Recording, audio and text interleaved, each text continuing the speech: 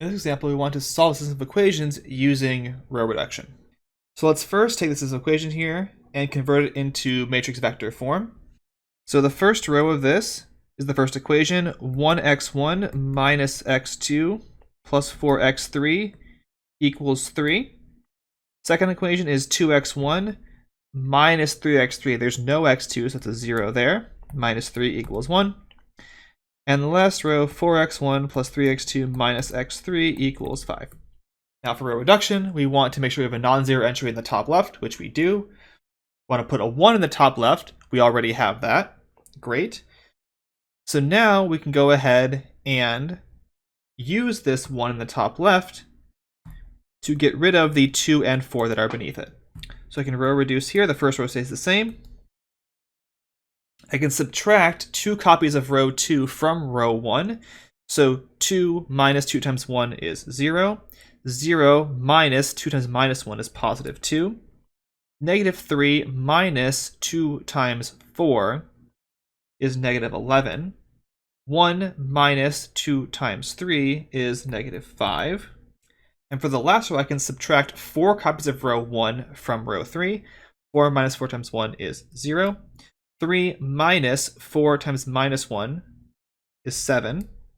And negative 1 minus 4 times 4 is negative 17. 5 minus 4 times 3 is negative 7. I want to get to a 1 in this second row, so I can divide that entire row by 2 to give me 1, minus 1, 4, and 3. The top row stays the same. 0, 1, negative 11 halves, negative 5 halves. Third row stays the same. Now I can use the 1 that's here to get rid of this 7 by subtracting 7 copies of row 2 from row 3. So the first row stays the same. The second row becomes 0, 1, minus 11 over 2, and negative 5 over 2, the same as it was before. And for the last row, 7 minus 7 times 1 is 0. This will become negative 17 plus 77 over 2, because it's 7 times 11. I'm adding because I have 2 minus signs. And then I have minus 7 plus a 35 over 2, because I'm multiplying that by a negative 7 as well.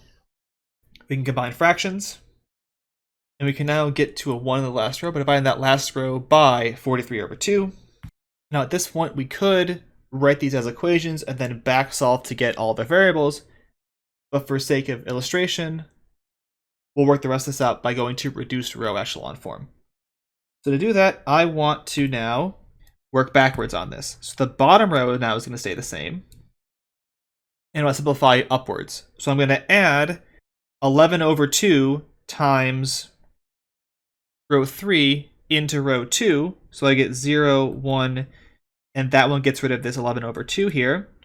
This will be negative 5 over 2 plus 11 over 2 times 21 over 43. And then in the first row, 1 and minus 1 will stay. I will subtract 4 copies of that to make this a 0. 3 minus 4 times 21 over 43. We can now simplify fractions to give us this here.